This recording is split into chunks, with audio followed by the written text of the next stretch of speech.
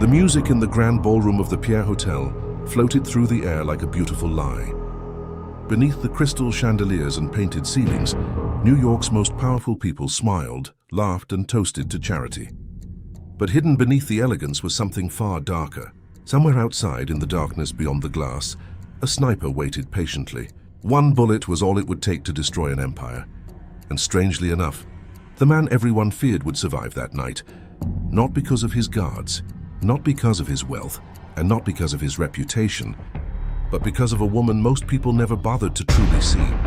Before we continue, take a second to subscribe and let me know in the comments where you're watching from. Stories like this remind us that appearances can be deceiving. And sometimes the quietest person in the room turns out to be the strongest. It was the annual Children's Hope Charity Gala, one of the few nights when businessmen, politicians, and dangerous men shared the same space under the protection of public attention. Events like these always looked glamorous from the outside, but anyone who understood power knew they were often built on carefully managed illusions. Standing near a marble pillar with a glass of vintage champagne in her hand was Eleanor Fitzgerald. She was the forensic accountant of the Mercer Syndicate, the woman responsible for untangling complicated offshore accounts and financial structures that kept the organization alive. Numbers obeyed her in ways people often could not. Eleanor was a plus-sized woman, and she carried herself with confidence that needed no apology. Her emerald silk gown flowed elegantly over her curves, while nervous socialites fluttered around the ballroom, searching desperately for attention. Eleanor preferred the background. She had learned long ago that observation was often more valuable than admiration. From her position, she could see almost everything. Her eyes traveled past the mayor, past the police commissioner, who seemed to be laughing harder than necessary, until they stopped on the man she worked for, Jonathan Mercer. At 38 years old, Jonathan ruled the syndicate with cold authority. His reputation alone inspired loyalty and fear in equal measure. Dressed in a charcoal Tom Ford tuxedo, he stood near the French doors leading to the terrace, speaking quietly with his head of security, Richard Davies. Something about the scene bothered Eleanor immediately. One thing life teaches people who spend years studying patterns is that danger rarely announces itself loudly. Sometimes it whispers, sometimes it appears through tiny details everyone else ignores. Richard normally stayed close to Jonathan, like an anxious hawk. Yet tonight he seemed strangely distant. His body angled away from his boss. His fingers repeatedly tapped against his jacket in a nervous rhythm. Even worse, the security around the terrace had thinned. There was an opening, a massive opening, nearly 30 feet of vulnerability, between Jonathan Mercer and the dark windows. Beyond, Eleanor's pulse began to climb. Why would Richard allow this? She casually glanced toward the glass. Outside, the night was completely black. The darkness contrasted sharply against the bright ballroom lights. Then she saw it, a tiny flash, barely visible, gone almost instantly. Most people would have missed it, but Eleanor had spent years studying security footage and reading reports that ordinary people never saw. She recognized the reflection immediately. A laser sight. Someone was watching from above. Someone had a rifle. Her breathing slowed as her mind accelerated. Across the street, high elevation, dark clear. Line of sight. She followed the invisible path in her head. The laser swept across silver decorations. It touched a woman's diamond necklace, and then slowly climbed Jonathan Mercer's leg. There was no time to scream. Panic kills. People to crowds become stampedes, and in chaos, assassins rarely miss. The guards were too far away. Richard was looking in the wrong direction, or perhaps exactly where he intended to look. Without hesitation, Eleanor placed her champagne glass onto a waiter's tray and moved. Not running would attract attention. Instead, she crossed the floor with deliberate speed. At that exact moment, the orchestra transitioned into Shostakovich's Waltz Number 2. The dramatic melody echoed beautifully through the room. Jonathan turned with visible irritation as someone invaded his personal space. But before he could speak, Eleanor crashed directly into him. Her soft curves pressed firmly against his muscular chest. One hand gripped his shoulder, the other forced his arm upward into a ballroom position. Jonathan instantly stiffened. His Instincts moved toward the weapon hidden beneath his jacket. Then Eleanor leaned close. "Dance. With me like my husband," she whispered urgently. There's a red dot on your forehead." Everything inside Jonathan froze. The audacity, the danger, the terrifying truth behind her words. He didn't turn toward the window. He didn't panic. Survival had taught him discipline. His eyes simply locked onto hers. "Lead," he answered quietly. Eleanor stepped backward. "If we stop moving, you die." Together they entered the dance floor. It was an unusual sight. The feared king of New York's underworld dancing with his quiet accountant. But sometimes destiny arrives in ways nobody expects, and neither of them realized yet that this dance was about to change both of their lives forever. The pair moved across the dance floor while the orchestra continued its elegant performance, completely unaware that the music was now masking a fight for survival. Around them, wealthy guests smiled and raised champagne glasses, oblivious to the deadly reality unfolding just beyond the grand windows. It was a strange sight. Jonathan Mercer, the man whose name alone inspired fear across New York, was allowing someone else to lead, and not just anyone. Eleanor Fitzgerald. Sometimes life reveals people's true value during moments of crisis. Titles disappear. Reputation means little. In the end, trust is built in seconds, and survival often depends on the person nobody expected. Eleanor maintained a calm smile for the benefit of everyone watching. 3 o'clock, she murmured softly. High elevation. Someone's aiming directly at you. Jonathan's hand rested against the warm curve of her waist as they moved with practiced elegance. Despite the danger, he noticed something unexpected. Eleanor wasn't trembling. She wasn't breaking apart. Most people became frightened around him. She wasn't most people. "Who?" he asked quietly, keeping his smile intact. "I don't know who has the rifle," Eleanor replied, "but I know who made the shot possible." They pivoted gracefully through the crowd. "It's Richard." Jonathan's expression remained controlled, but his grip tightened, careful with accusations. "Eleanor." There was history behind his words. Richard Davies had served the syndicate for 15 years. Loyalty was not something Jonathan gave lightly, and betrayal always cut deeper when it came from people closest to you. But Eleanor had anticipated his reaction. "For 6 months, money has been disappearing from the Cayman accounts," she whispered. $4.2 million, hidden through shell corporations. "I discovered the discrepancies 3 days ago. Their movements remained perfectly synchronized. I plan to show you everything tomorrow." A shadow crossed Jonathan's eyes. "He realized you were closing in," he concluded. "Exactly." They glided past tables filled with wealthy investors who had no idea death was circling above them. Then Jonathan spotted Richard near the north, exit watching. His face had turned pale. A radio rested in his hand, and suddenly everything made sense. The missing guards, the strange behavior, the opening near the terrace. The moving target had ruined the assassin's perfect shot. Richard hadn't planned for Eleanor. Few people ever do. Plan for the unexpected, and perhaps that's one of life's greatest lessons. The biggest changes often come from the people others underestimate. He cleared the guards, Jonathan said quietly. "Yes. And now?" "Now he's trying to fix his mistake." The smile never left Eleanor's face. "We need cover," Jonathan thought quickly. "The grand staircase." Eleanor nodded. "The marble curve blocks the windows, but we can't run." She squeezed his shoulder. "If Richard realizes we know, his men will start shooting." Jonathan's eyes met hers. "Then we keep dancing." For the first time, he truly looked at her, not as his accountant, not as the genius behind endless financial reports, but as a woman. Her cheeks were slightly flushed, her dark eyes burned with intelligence. Fear wasn't controlling her. Purpose was, and strangely surrounded by danger, she looked magnificent. People often discover what truly matters when death comes close. Superficial things fade away, masks disappear, and hidden beauty suddenly becomes impossible to ignore. The orchestra reached another powerful crescendo. Suddenly, Eleanor's eyes widened. "Dip me," Jonathan frowned. "What?"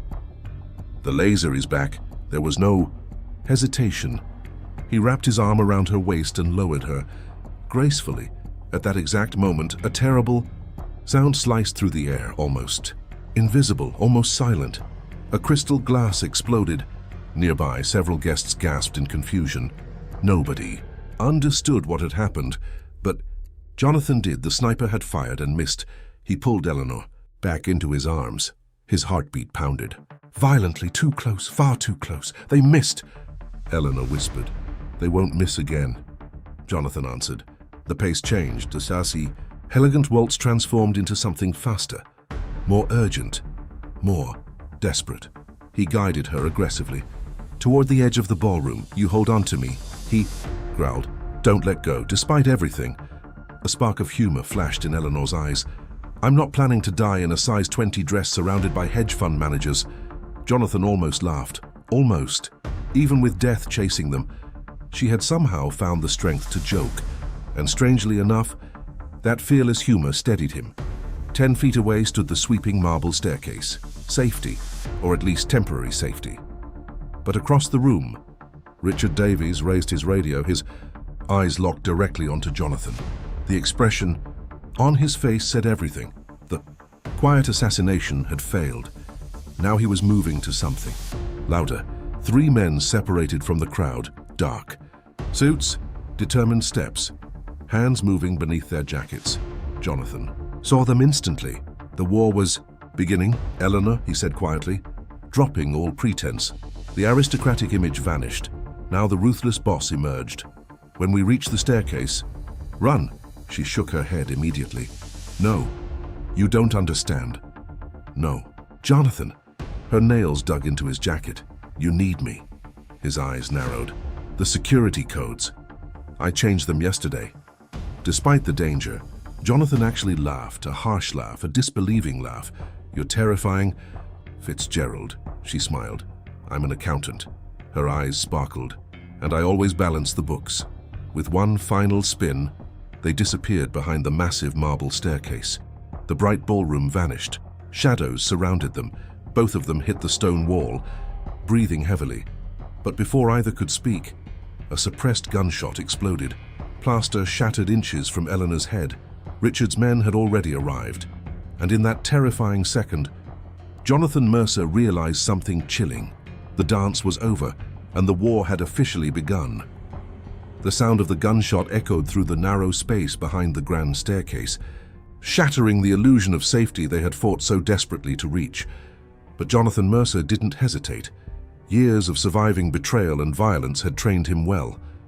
Before the dust from the damaged wall could settle onto Eleanor's emerald dress, he had already drawn his Glock and fired, twice. The sharp sound was nearly swallowed by the orchestra still performing in the ballroom beyond. Most of the guests had no idea that only a few feet away, blood was beginning to stain marble. One of Richard's men collapsed instantly. Move! Jonathan barked.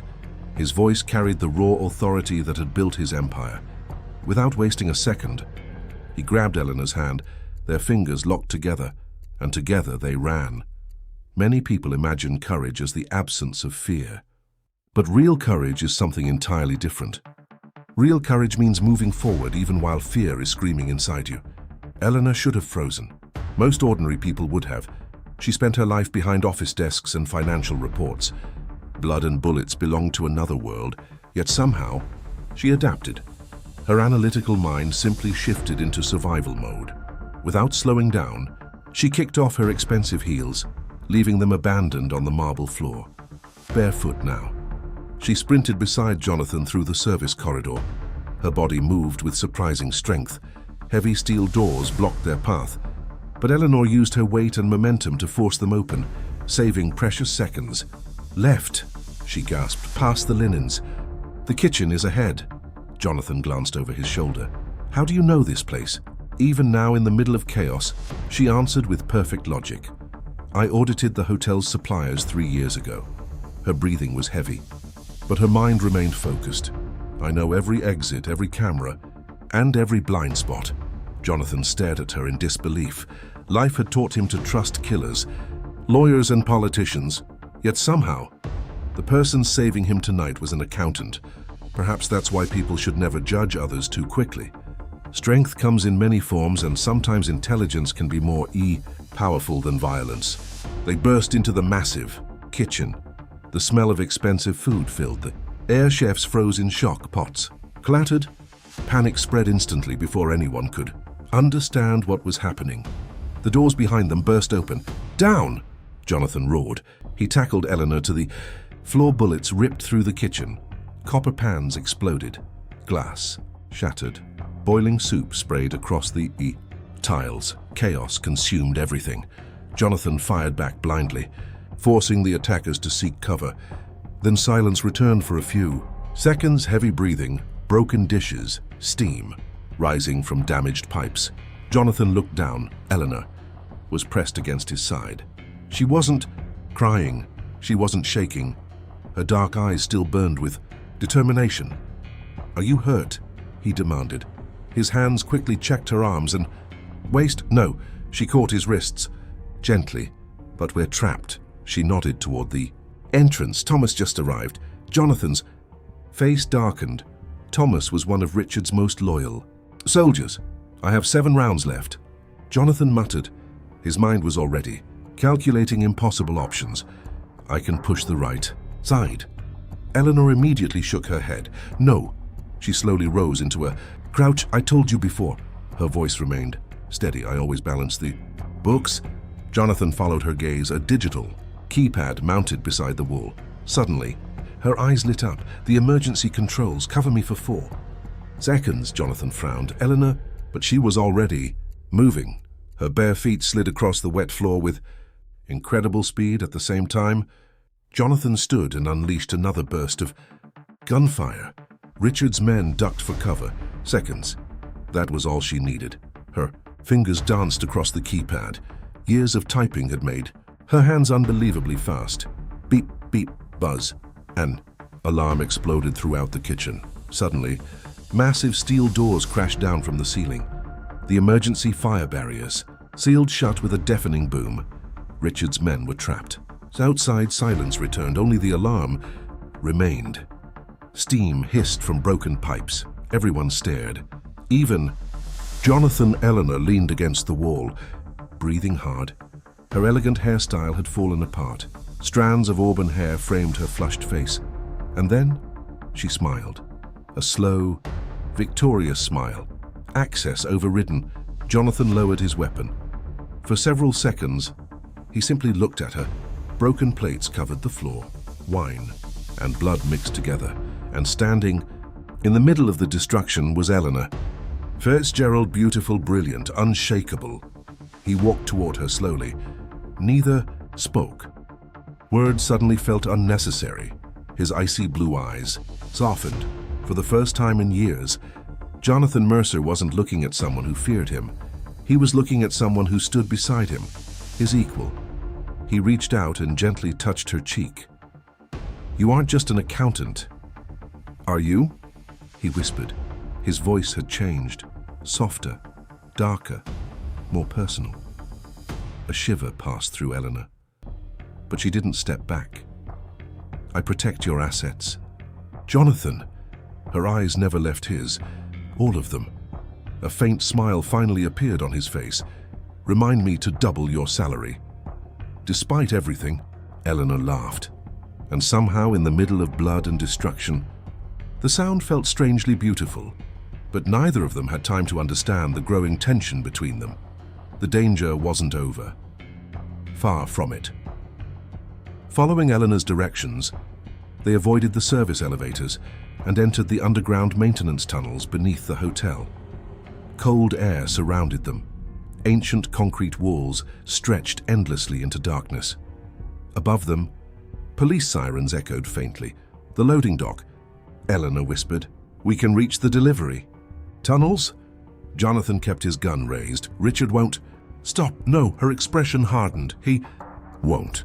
They reached the reinforced door. Jonathan slowly pushed it open. The massive underground loading dock appeared before them. Empty, dark, silent, concrete. Pillars stretched into the shadows. Fluorescent lights buzzed overhead. Jonathan stepped forward carefully. "Clear?" Then a voice answered from the darkness. "I wouldn't be so sure about that." "Boss?" Both Jonathan and Eleanor froze. And as Richard Davies stepped out from behind a delivery truck with two armed men beside him, they realized the most dangerous confrontation of the night was only beginning. The underground loading dock felt strangely silent. After everything they had survived inside the hotel, the emptiness itself felt unnatural. Harsh fluorescent lights buzzed overhead. Concrete pillars stretched across the massive space, and somewhere in those shadows, danger had been waiting for them. "I wouldn't be so sure about that, boss." Richard Davies stepped into the light. Two armed men appeared beside him. Their rifles were already aimed. Jonathan reacted instantly, pulling Eleanor behind one of the concrete pillars. But Richard wasn't smiling. He wasn't calm. His expensive suit was ruined. Sweat covered his face. Desperation burned in his eyes. And desperation is dangerous, because when people have nothing left to lose, they become capable of terrible things. "It's over, Jonathan," Richard called out. "Put the gun down." His voice echoed through the garage. "You survived the ballroom, you survived the kitchen, but this ends here." Jonathan's expression remained cold. "Gallagher." He almost spat the name. "I should have known you weren't clever enough to organize this alone." Richard smirked. "I'm a realist." He stepped closer. "You run this syndicate like an old man." His voice filled with bitterness. "You refuse to expand. You leave millions on the table. Gallagher offered me a future." Jonathan simply stared. People often justify betrayal by calling it ambition. But greed has destroyed more empires than enemies ever have. "And the 4.2 million you stole?" Jonathan asked. Before Richard could answer, another voice echoed through the loading dock. Eleanor's voice. Sharp, calm, confident. "Yes, Richard." She stepped slightly out from behind the pillar. "What happened to that money?" Richard's eyes narrowed. His hatred was obvious now. He had underestimated her from the very beginning, and perhaps that was his greatest mistake. "You should have stayed with your spreadsheets," he sneered. "It doesn't matter. The money is gone. It's sitting safely in Zurich." Eleanor tilted her head, almost amused. "Is it?" Richard frowned. Jonathan frowned. Even the armed men exchanged confused glances. Eleanor stepped fully into the light. Her dress was stained. Her hair no longer perfectly arranged. Her feet were bare, yet somehow she still carried herself like a queen. People often think confidence comes from beauty or power, but true confidence comes from knowing exactly who you are, and Eleanor Fitzgerald knew. She had never needed anyone's approval. She crossed her arms. "I found your little scheme 3 days ago." Her voice sounded almost conversational. "As soon as I discovered the missing money, I changed the routing numbers during the security update." Richard's face lost all color. "No, you're lying. Check your phone." For the first time that night, fear appeared in Richard's eyes. Real fear. His trembling hands pulled out his encrypted device. Eleanor continued speaking. Calm, methodical, deadly. "I redirected the money." Richard's breathing stopped. Jonathan slowly looked toward her. Even he didn't know where this was going. "I transferred every dollar into Arthur Gallagher's legitimate companies." Silence, absolute silence. Then Eleanor smiled. "But I wasn't finished." Her dark eyes hardened. "I anonymously reported those businesses to the FBI and the IRS." Richard's phone nearly slipped from his hand. "The authorities are probably raiding Gallagher's offices right now." Nobody spoke. Even the air felt heavy. Then came the final blow. "The men waiting for you upstairs." She shook her head. "They don't exist anymore. Gallagher is finished. You have no money, no allies, no future, and absolutely nothing left." Richard stared at his phone. His hands shook violently. The truth was destroying him. His entire plan. Months of betrayal. Years of greed. Everything had collapsed. And not because of Jonathan Mercer. Not because of violence. Not because of guns. But because of a woman he never respected. Life has a strange way of humbling arrogant people. Those who underestimate others often create the very conditions that lead to their own downfall. Richard's eyes widened. The panic was becoming unbearable. And in that single moment, Jonathan moved. 2 rapid shots echoed through the garage. Richard's men collapsed instantly. Neither had time to react. Everything happened too fast. Richard looked up. Pure terror filled his face. Jonathan crossed the distance between them, his hand wrapped around Richard's throat. He slammed him against the truck. The barrel of his Glock pressed beneath Richard's chin. For the first time that night, Jonathan's icy control vanished. Fury replaced it, not because Richard betrayed him, not because he tried to steal his empire, not even because he tried to kill him, but because he had insulted Eleanor. Because somehow, without even realizing it, Jonathan had begun caring about her far more than he understood. Richard struggled desperately. His voice broke. "Jonathan," but Jonathan leaned closer. His voice became a whisper, dark, terrifying, filled with absolute certainty. "She is not what you called her." His grip tightened. "She is a queen." The shot echoed across the empty garage. And then, silence. Only distant police sirens remained. Richard's body slid lifelessly to the ground. Jonathan dropped the empty weapon. For a moment, neither he nor Eleanor spoke. The adrenaline was fading. The war was over. The coup had failed.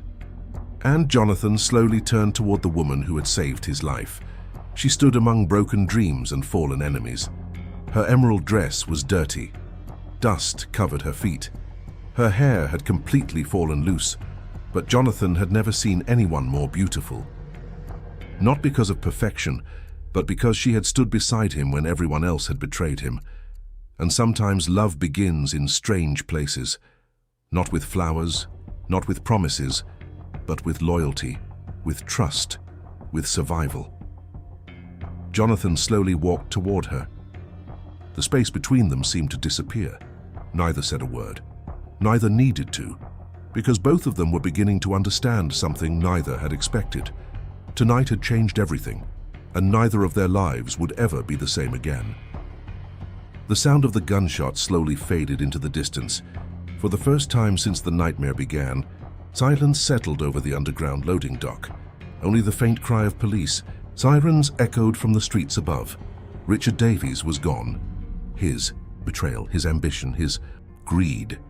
Everything that had nearly destroyed the Mercer Syndicate had ended on the cold concrete. Floor Jonathan Mercer stood motionless. His chest rose and fell heavily. The adrenaline that had carried him through the night was finally beginning to fade. And as the rage inside him slowly disappeared, his eyes found the woman standing only a few feet away, Eleanor Fitzgerald. She looked nothing like the elegant woman who had entered the ballroom hours earlier. Her emerald dress was stained. Dust covered her bare feet, loose. Strands of auburn hair framed her flushed face. But somehow, she had never looked more extraordinary. Because beauty has never truly been about perfection. Real beauty reveals itself in moments of loyalty, sacrifice, and courage. And tonight, Eleanor had shown all three. She had saved his life, protected his empire, destroyed his enemies, and she had done it all without firing a single shot. Jonathan slowly walked toward her. Neither spoke. Words suddenly felt unnecessary. The tension between them had changed. The fear was gone. The chaos was over. Something entirely different had taken its place. Something neither of them had expected. He stopped in front of her, close enough that their breathing mixed, close enough that neither could pretend anymore. Faint smile finally broke through Jonathan's usually cold expression. It was rare, almost shocking. Redirected the money. His voice carried something new, admiration. "You ruthless genius," Eleanor smiled softly. Despite the exhaustion in her eyes, a spark of humor remained. "I told you." Her dark eyes met his. "I protect my assets," Jonathan laughed quietly. Not the harsh laugh of a mob boss, not the cruel laugh that frightened enemies. This was something warmer, something human, and perhaps that was the greatest surprise of all, because even men who spend their lives surrounded by violence still long for trust, still long for companionship, still long for someone who sees the man beneath the reputation. Jonathan reached for her waist.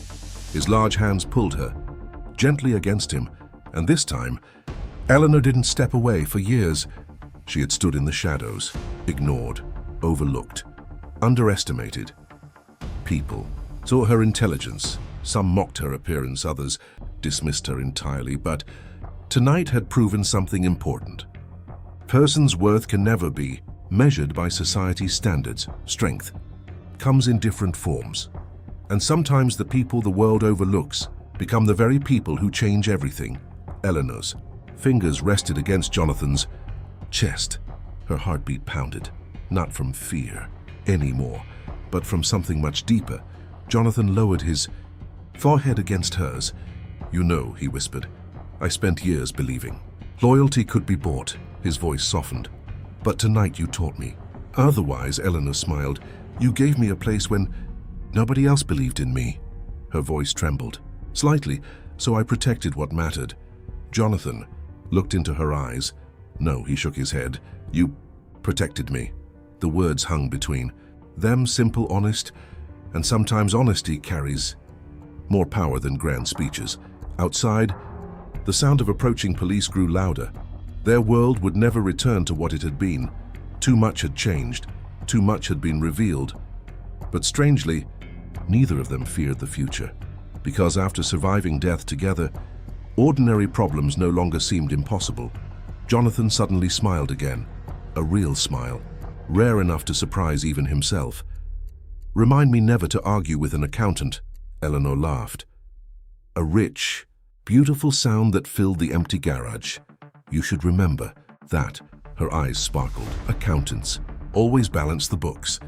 Jonathan shook his head. "No," he smiled.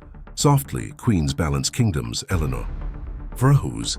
The words caught her completely off guard. She had spent her life being overlooked, never expecting fairy tales, never expecting grand romances, certainly never expecting the most feared man in New York to look at her the way he was. Looking at her now, not with desire, not with gratitude, but with respect, true respect. And perhaps that was worth more than anything else. Jonathan gently lifted her chin, his eyes never leaving hers. Then he kissed her, not out of passion alone, not out of adrenaline, but out of something stronger. Recognition, because at last, the king of New York's underworld had found the one person who truly stood beside him, his equal. Eleanor kissed him back with the same fierce honesty that had saved both their lives. And surrounded by the remains of a failed coup, beneath the cold lights of the underground garage, two people who had been underestimated in different ways finally found something neither had been searching for: each other. Above them, the city continued moving, unaware, unchanged. But below the streets of Manhattan, an empire had survived, a traitor had fallen, and a new chapter had quietly begun. Jonathan Mercer would continue ruling his world, but he would never rule it alone again, because beside him stood the woman who had protected his fortune, preserved his legacy, and captured the one thing he had guarded more fiercely than his empire: his heart. And perhaps that was the greatest lesson hidden within this story. People often chase power, beauty, and status, but in the end, loyalty, intelligence, and genuine love are the things that truly endure. The ballroom dance had ended, the war had ended, but for Jonathan Mercer and Eleanor Fitzgerald, their story was only beginning. If you enjoyed this emotional and thrilling journey, don't forget to like the video, subscribe to the channel, and share your thoughts in the comments below. And tell me, if you were Jonathan, would you have recognized Eleanor's worth before that dangerous night changed everything?